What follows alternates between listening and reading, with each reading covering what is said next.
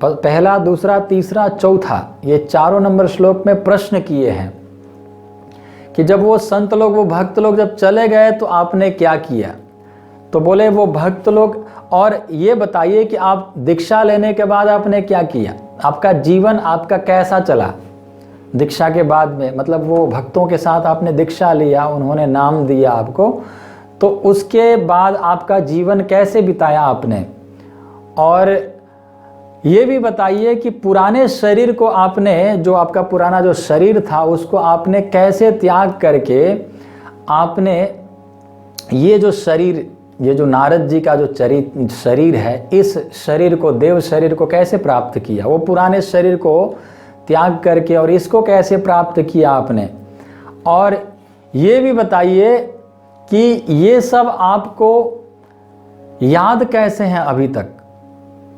इतना सब कुछ हुआ है, पिछले जन्म की बात आपको याद कैसे है। और वो भी आपका ये जो चरित्र है, ये दासी के पुत्र थे, ये तो पिछले कल्प की बात है। पिछले कल्प की बात अब तक कैसे याद है आपको, आप हमें इसको बताइए। तब छठे नंबर श्लोक से नारद जी बोल रहे हैं। नारद जी कहते हैं, मेरी माँ बहुत भोली थी, बहुत सीधी सादी थी, और मैं इकलौता पुत्र था। माँ का एक ही बेटा था, इकलौता पुत्र था, इसलिए मेरी माँ मुझसे बहुत स्नेह करती थी, बहुत प्रेम था, स्नेह पाश में बंधा हुआ था मैं, क्योंकि एक ही बेटा है और कोई है नहीं, और इसलिए बहुत ध्यान रखती थी मेरी। और 8वें नंबर श्लोक में कहते हैं कि जब मैं 5 बरस का हुआ तो 5 बरस का उम्र में मेरे को पाठशाला, मैं पाठशाला में रहता था, पाठशाला पढ़ाई भी होता था, पाठशाला में रहता था, और मेरी माँ बहुत ध्यान रखती थी, लेकिन पाठशाला में मैं पढ़ाई भी करता था। और 9वें नंबर श्लोक में कहते हैं कि एक दिन मेरी माँ रात का समय, रात्रि के समय गोदोहन करने के लिए जा रही थी, और अंधेरे में एक काला सर्प के ऊपर पैर रख दी, गलती से दिखाई नहीं दिया, और वो सर्प ने मेरी माँ को डंस लिया और मेरी माँ का मृत्यु हो गया। उस सर्प के दंशन के द्वारा मेरी माँ का मृत्यु हो गया। और 10वें नंबर श्लोक में कहते हैं कि मैंने इसको भगवान का कृपा समझा। मेरी माँ का देहांत हुआ तो मैं इसको भगवान का कृपा समझा, क्योंकि जो कुछ भी करते हैं ये भगवान का कृपा से, भगवान की इच्छा से, भगवान अच्छे के लिए ही करते हैं। सोच रहे थे, क्योंकि अब मेरी माँ, मेरा भी उम्र हो रहा था, तो अब शादी कराने के चक्कर में अब पड़ेगी, अब क्या होगा, उसके बाद मैं तो भक्ति कर नहीं पाऊंगा। तो इस चिंता में थे, और माँ का देहांत हो गया तो सोचे अब ठीक हो गया, अब कोई नहीं है, स्नेह पाश से भी मुक्त हो गया, जो स्नेह बहुत ज़्यादा था वो स्नेह पाश से भी मुक्त हो गया, अब मैं भजन करूँगा आराम से। तो इसलिए इसको अनुग्रह समझा, भगवान का कृपा समझा। बहुत अच्छा कृपा किया भगवान ने मुझे, भगवान का भक्ति करने के लिए बिल्कुल छूट दे दिया भगवान ने। ऐसे सोच करके मैं भगवान का कृपा मान करके वहाँ से चल दिया। मैं अपने माँ का अंतिम संस्कार किया और उसके बाद वहाँ से चल दिया। और रास्ते में बता रहे हैं कि क्या क्या देखा, ऐसे उत्तर के दिशा में चल दिया, उत्तर के दिशा में चल दिया। और चलते गए, जिधर से संत लोग चले गए थे उसी रास्ते से वो चले गए कि कहीं रास्ते में मिल जाएंगे। खोजते हुए जा रहे थे, रास्ते में क्या क्या देखे ये बता रहे हैं कि वृक्ष, बहुत घना घोर जंगल में गया, वहाँ पर क्या क्या सब वर्णन है, ये 4 श्लोकों में उन्होंने किया, कहा है। और चलता रहा, 10 से 3 श्लोक में बोले हैं। 14वां नंबर श्लोक में कहते हैं कि मैं जब थक गया, बहुत भयंकर जंगल में चला गया, ऐसा जगह, ऐसा जंगल था जहाँ पर सामने आदमी प्रवेश करने के लिए जगह नहीं था, इतना ऐसा जंगल था, बिल्कुल घनघोर जंगल था। उसमें चला गया और वहाँ पर मैंने बहुत थक गया। वहाँ पहुँचने के बाद तो एक सरोवर दिखाई दिया। स्नात्वा पीत्वा हृदय नद्या उपस्पृष्टो गतश्रम।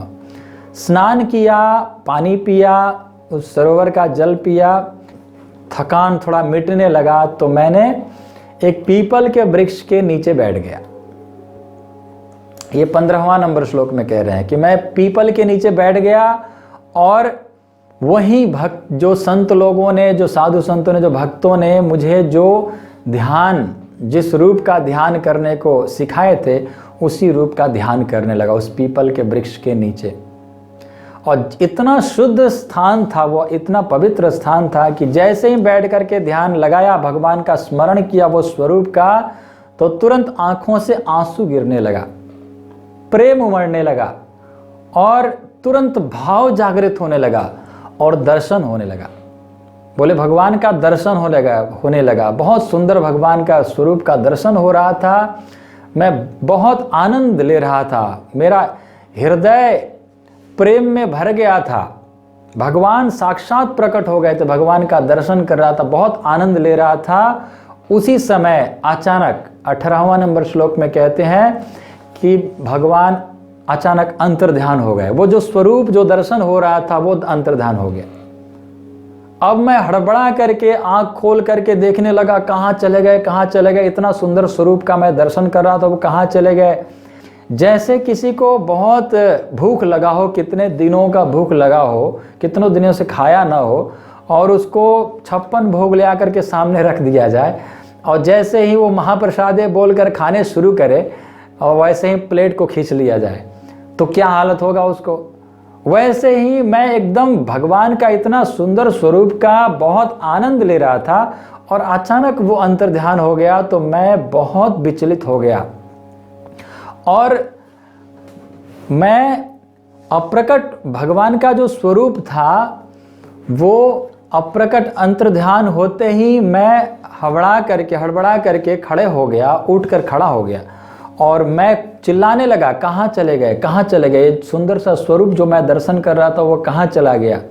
तब आकाशवाणी हुआ। 19वां नंबर श्लोक में कह रहे हैं कि मेरे बहुत प्रयास करने के बाद भी जब नहीं दिखाई दिया वो स्वरूप, दोबारा से दर्शन नहीं मिला, मैं दोबारा से बैठकर ध्यान लगाने को प्रयास कर रहा था, वो स्वरूप को ध्यान कर रहा था, नहीं आ रहा था। और वो स्वरूप का दर्शन न होने, बहुत प्रयास करने पर भी जब दर्शन नहीं मिला, तब मैंने असंतुष्ट अवस्था में था। और 21वां नंबर श्लोक में कहते हैं कि आकाशवाणी हुआ, अभिपक्व कषायाणाम दुर्दर्शो हम कुयोगिनाम। अभिपक्व कषायाणाम, हे भक्त अभी तुम अभिपक्व अवस्था में हो, परिपक्व नहीं हुए हो, अभी कच्ची अवस्था में हो, अभी तुमको मेरा साधना करना पड़ेगा, भक्ति करना पड़ेगा, तभी मेरा दर्शन करोगे, अभी दर्शन तुम्हें नहीं मिलेगा। तो मानो नारद जी सोचने लगे कि दर्शन नहीं देना था तो ऐसे क्यों दर्शन दिया अभी, और थोड़ा सा दर्शन करके क्यों हटा दिया, क्यों अंतर्ध्यान हो गए, ऐसा क्यों करना पड़ा। जब दर्शन ही मैं कच्ची अवस्था में था तो दर्शन नहीं देना चाहिए था, अब दे दिया इतना सुंदर स्वरूप, अब मैं तो तड़पने लगा हूँ उस स्वरूप के लिए। तो आकाशवाणी ने आगे बोला, आकाशवाणी ने और भी आगे आकाशवाणी से सुनाई दिया, भगवान ही थे, स्वयं भगवान ही बोल रहे थे। और भगवान ने कहा, 22वां नंबर श्लोक में भगवान ने कहा, आकाशवाणी ने कहा कि तुम्हारी इच्छा को, उत्कट इच्छा को जगाने के लिए दर्शन दिया था। ऐसा नहीं कि तुम परिपक्व हो गए हो इसलिए दर्शन मिल गया, कच्ची अवस्था में हो, अभी परिपक्व नहीं हो, लेकिन दर्शन इसलिए दे दिया कि उत्कट इच्छा हो, पाने की, उस दर्शन को पाने की इच्छा और जागृत हो, लालायित हो, और लालायित हो जाए। क्योंकि अभी तुम छोटे हो और इसी उम्र में दर्शन नहीं मिला और बहुत वर्षों तक ध्यान किया लेकिन दर्शन नहीं मिला, तो हो सकता है संदेह होने लग जाए, पता नहीं ये साधु संत, ये भक्त लोग हमको पागल बनाकर चले गए, पता नहीं भगवान होते हैं कि नहीं। संदेह होने लग जाएगा और भक्ति से कहीं पथभ्रष्ट ना हो जाए, इसलिए एक बार दर्शन करा दिए हैं। अब इस दर्शन को पाने, दोबारा से इस स्वरूप का दर्शन पाने के लिए उत्कट इच्छा, लालसा हो गया है तुम्हारे अंदर। अब तुम प्रयास करो, हमको इसी स्वरूप को दोबारा से पाने की प्रयास करो। और ऐसा स्वरूप का दर्शन करने के बाद जब उत्कट इच्छा होगा तो क्या होगा, तो बोले भौतिक संसार की इच्छाएं खत्म हो जाएगी। जब भगवान का सुंदर स्वरूप, भगवान का स्वरूप इतना सुंदर है कि उनके सामने कुछ भी नहीं टिक सकता है। भगवान का जब एक बार दर्शन हो जाए, एक बार जो भगवान का दर्शन कर लेता है, उसको ये संसार फीका लगने लग जाता है। इस संसार में जो कुछ भी दिखाई देता है वो सब बेकार लगता है। संसार वही था जिस संसार में मजा ले रहे थे, और वही संसार भगवान का दर्शन करने के बाद जब दिखता है तो बिल्कुल फीका लगता है। जैसे सब्जी तो बहुत सुंदर, बहुत स्वादिष्ट सब्जी, बहुत अच्छा सब्जी है, मतलब अच्छा मतलब पनीर सब्जी है या कुछ बहुत अच्छा सा सब्जी है, लेकिन उस सब्जी में नमक नहीं है। सब्जी बहुत अच्छा है, बहुत कीमती है, लेकिन उसमें नमक नहीं है। वैसे ही हो जाएगा संसार। संसार एक बिल्कुल स्वादहीन हो जाएगा। इसलिए मैंने ये दर्शन दिया कि संसार से वैराग्य हो जाओ, संसार की इच्छाएं खत्म हो जाए, भौतिक संसार की इच्छाएं खत्म हो जाए, इसलिए मैंने ये दर्शन दिया। और 23वां नंबर श्लोक में कहते हैं कि जो मेरा भक्ति थोड़ा सा करता है, थोड़ा सा भी भगवान का भक्ति कर लेता है, तो उसको मैं इतना कृपा करता हूं कि उसमें भक्ति दृढ़ होने लगती है, दृढ़ संकल्प होने लग जाता है, और वो अंत में मेरा पार्षद बन जाता है। ऐसा कृपा करते हैं भगवान, थोड़ा सा भी करने से। हम लोग पिछले अध्याय में भी श्रवण कर रहे थे भगवत गीता से, मैंने एक श्लोक बोला था, नेहा विक्रम नाशोस्ति प्रत्यवायु न विद्यते स्वल्पम अप्यस्य धर्मस्य त्रायते महतो भयात्। भगवान ने भगवत गीता में कहा कि थोड़ा सा भी कोई धर्म कर देता है, धर्म मतलब भक्ति, तो वो बहुत भयंकर भय से मुक्त कर देता है। थोड़ा सा भी भक्ति कर लेता है, तो जैसे भक्ति करते करते उसने 1 क्लास 2 क्लास तक अभी पहुंचा है, थोड़ा सा ही भक्ति कर पाया है, तब तक उसकी पतन हो गई या उसकी मृत्यु हो गई, तो वहां से वो वहां रुका हुआ रहता है। जो 2 क्लास तक आपने पढ़ चुके हैं, तो 2 क्लास तक का ज्ञान आपके अंदर हो चुका है।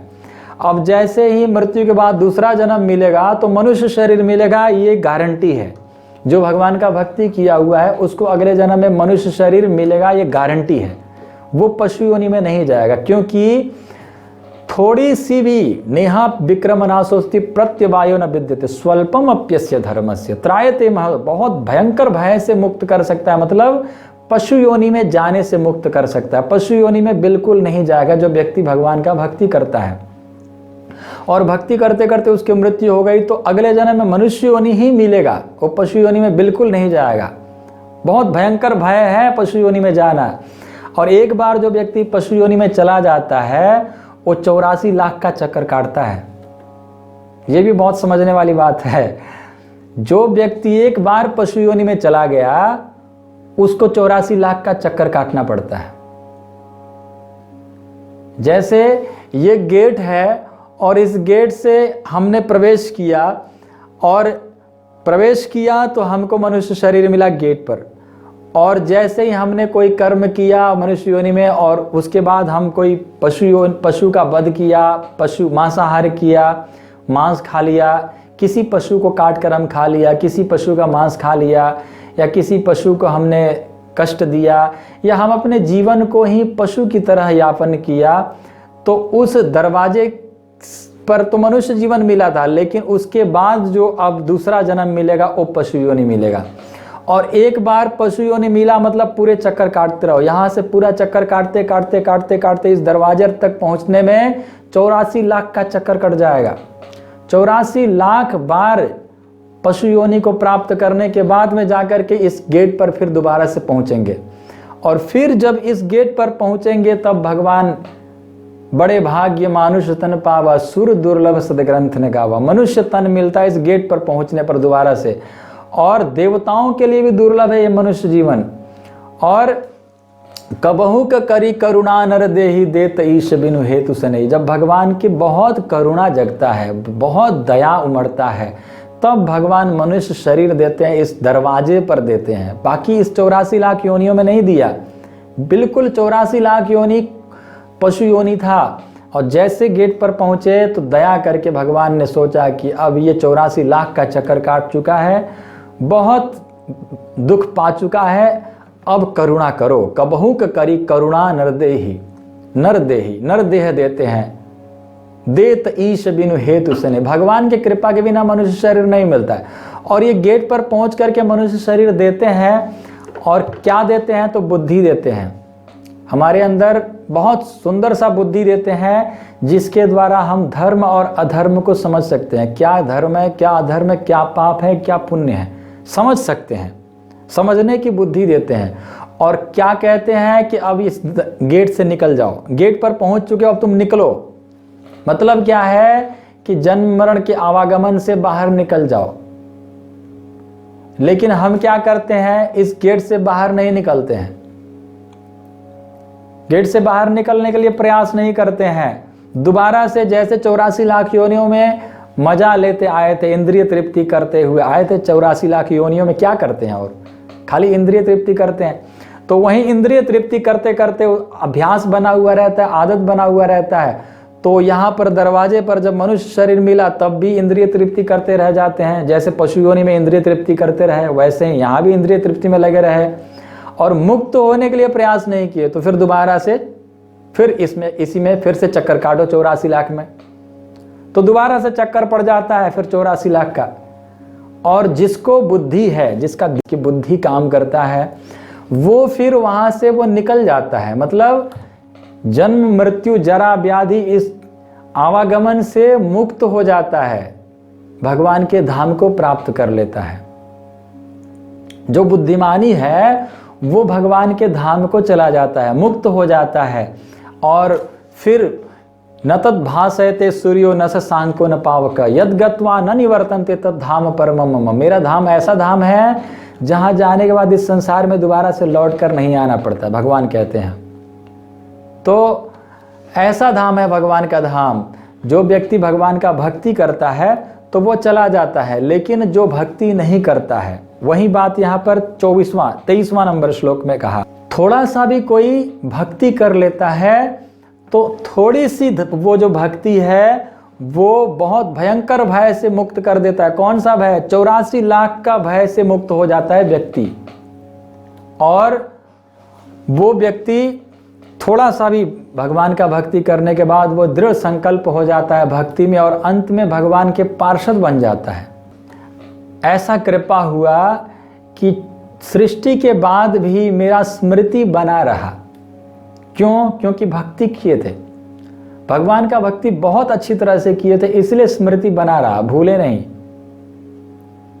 भक्ति का ऐसा प्रताप है, बहुत ज्यादा अच्छी तरह से भक्ति हो जाता है तो वो अगले जन्म में भी याद रखता है कि मैं पहले जन्म में क्या था। बहुत सारे ऐसी कथाएं हैं। भरत महाराज का है, तो भरत महाराज बहुत सुंदर भक्ति किए थे और मरे तो हिरण बन गए, क्योंकि हिरण को याद करते हुए मरे थे। भागवत में आगे हम लोग श्रवण करेंगे। तो हिरण को याद करते हुए मरे, तो हिरण के योनि में भी उनको पता था कि मैं भरत महाराज था, चक्रवर्ती सम्राट था, आज मैं हिरण बना हूं, क्योंकि हिरण से प्रेम हो गया था। और फिर उन्होंने जड़ भरत के योनि में गए, फिर भी उनको याद था कि मैं पहले जन्म में चक्रवर्ती सम्राट था, फिर बीच में मैंने हिरण बना, अभी फिर जड़ भरत बना हूं। सब याद था, 3 जन्म की बात याद था, क्योंकि उनकी भक्ति बहुत शक्तिशाली था, बहुत अच्छी तरह से भक्ति किए थे, तो याद था। वही बात कह रहे हैं नारद जी, क्योंकि मैंने भक्ति किया था इसलिए मेरा स्मृति बना रहा, मैं भूला नहीं। ये पूरे कल्प के अंत में भी 29वां नंबर श्लोक में कहते हैं, कल्प के अंत में भी, प्रलय में भी, प्रलय के समय सभी, 29वां नंबर श्लोक में कहते हैं, प्रलय के समय सभी भगवान के पेट में, भगवान नारायण के पेट में चले गए, और मैं भी चला गया। सभी लोग पेट में चले गए और मैं भी चला गया। भगवान ब्रह्मा जी भी भगवान नारायण के पेट में जाकर शयन कर रहे हैं, वो भी सो गए। ब्रह्मा जी भी सो गए क्योंकि ब्रह्मा जी का रात हो गया, और ब्रह्मा जी भी सो गए और सभी जीव प्राणी भगवान के उदर में प्रवेश कर गया। पूरे संसार जलथल हो गया। ब्रह्मा जी सो गए और कितने दिनों में जगे तो बोले 4 अरब 32 करोड़। ब्रह्मा जी का रात्रि का समय है 4 अरब 32 करोड़ वर्ष तक सोए, ये रात्रि का समय है। और ऐसे ही 4 अरब 32 करोड़ वर्ष तक ब्रह्मा जी का दिन होता है। ये कैसे? यहां पर सहस्त्र युग पर्यंत, यहां भी सहस्त्र युग कहे हैं। सहस्त्र युग मतलब सत्य त्रेता द्वापर कली। सत्य त्रेता द्वापर कली, ये 4 युग को मिला करके, और 4 ऐसे युग जब 1000 बार होता है तब जाकर के सहस्त्र युग पर्यंत महर्यत ब्रह्मणो विदु, ब्रह्मा जी का एक दिन होता है। और रात्रि युग सहस्त्रांताम तेहो रात्रो विदो जना, और रात्रि भी ऐसे ही है। 1000 बार जब सत्य त्रेता द्वापर कली हो जाता है तब जाकर के एक रात होता है ब्रह्मा जी का। तो एक युग में कलयुग में कितना है तो 4,32,000 है। कलयुग का अवधि है, कलयुग का जो समय है वो 4,32,000 है। लेकिन द्वापर युग का अवधि कितना था तो 8,64,000 था। इसका डबल 4,32,000 का डबल है। 4,32,000 कलयुग का अवधि समय है, और द्वापर युग का कितना था तो 8,64,000 था। और त्रेता युग का और 4,32,000 उसमें ऐड करो, मतलब 12,96,000। 12,96,000 ये त्रेता युग का समय था। और सतयुग का 17 लाख और 17,28,000 वर्ष सतयुग का समय था। त्रेता युग में और भी 4,32,000 ऐड होगा। तो ये सब जब मिलाते हैं, 4,32,000 को 1000 से गुणा करो, 8,64,000 को गुणा करो 1000 से, और 12 लाख और 96,000 को 1000 से गुणा करो, और 17,28,000 को 1000 से गुणा करो, और इसको सबको प्लस कर दो तो ये होगा 4 अरब और 32 करोड़। तो ये ब्रह्मा जी का एक दिन होता है। 4 अरब 32 करोड़ ये ब्रह्मा जी का एक दिन होता है। और ऐसे ही 4 अरब 32 करोड़ वर्ष ही ब्रह्मा जी का एक रात होता है। तो इतने समय तक 4 अरब 32 करोड़ वर्ष तक ब्रह्मा जी सो रहे थे, और फिर उन्होंने ब्रह्मा जी जगे तो उन्होंने सृष्टि प्रारंभ किया। उनका सुबह हो गया, दिन शुरू हो गया, तो उन्होंने सृष्टि प्रारंभ किया।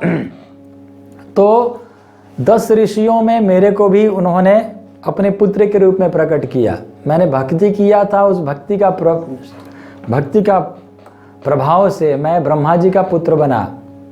मरीचि, अत्रि, अंगिरा, पुलस्त, पुलह, क्रतु, भृगु, वशिष्ठ, दक्ष और नारद, ये 10 पुत्र है। ब्रह्मा जी के ऋषि संतान है, ये 10 संतान, 10 ऋषि हैं। तो इन 10 ऋषियों में मेरा नाम आया। मैं इन 10 ऋषियों के साथ मैं भी प्रकट हुआ ब्रह्मा जी के पुत्र के रूप में। और जैसे ही मैं नारद ये शरीर जब मिला तो मैंने दोबारा से भक्ति किया, और मुझे भगवान कृष्ण ने ये वीणा प्रदान किया। ये लिंग पुराण में वर्णन है। प्रभुपाद जी इस श्लोक के तात्पर्य में कहते हैं कि लिंग पुराण में वर्णन है कि स्वयं भगवान कृष्ण ने नारद जी को ये वीणा दिए थे। बोले तुम मेरा नाम का गायन करो, प्रचार करो। और नारद जी ने प्रचार करना शुरू किया। बोले नारद जी, मैंने उसी समय से देवदत्ताम इमाम वीणाम स्वर ब्रह्म विभूषिताम मूर्छयित्वा हरि कथाम गाय मानस चराम्यहम। 32वां नंबर श्लोक में देवदत्ताम इमाम वीणाम स्वर ब्रह्म विभूषिताम मूर्छयित्वा हरि कथाम गाय मानसराम्य हम। स्वयं भगवान ने मेरे को ये वीणा प्रदान किया और मेरा नाम का गायन करने के लिए उन्होंने प्रदान किया, और मैं आज भी उनके नाम का गायन करते हुए विचरण करता हूँ पूरे संसार में, तीनों लोकों में। कहीं भी मेरे को रोक टोक नहीं है, मैं कहीं भी जाता हूँ। असुर लोक में भी असुरों का भी गुरु हूँ, है नारद जी। तो बहुत सुंदर नाम कीर्तन करते हुए मैं हर स्थानों पर जाता हूँ और प्रचार करता हूँ, नाम का प्रचार करता हूँ। और 33वां नंबर श्लोक में कह रहे हैं, भगवान का नाम गुण लीलाओं का कीर्तन करने प्रारंभ किया तो मेरे हृदय में भगवान वैसे ही प्रकट हो गए, प्रकट हो जाते हैं। जैसे ही कीर्तन करते हैं, नाम गुण लीलाओं का चिंतन करते हैं, तो हमारे हृदय में भगवान प्रकट हो जाते हैं। और 34वां नंबर श्लोक में कहते हैं कि कीर्तन रूपी नौका जो है, कीर्तन रूपी जो भगवान का नाम कीर्तन रूपी जो नौका है, ये अज्ञान का अंधकार से मुक्त कराने वाला है। इसलिए भगवान का नाम कीर्तन करना चाहिए, भगवान का यश गुण लीलाओं का गायन करना चाहिए, उनको स्मरण करना चाहिए। हम इस अज्ञान रूपी संसार में हम डूबे हुए हैं, इस अज्ञान से मुक्त हो सकते हैं जब हम भगवान का नाम कीर्तन करते हैं, नाम रूप गुण लीलाओं का यश का गायन करते हैं, तो हम इस संसार से मुक्त हो सकते हैं।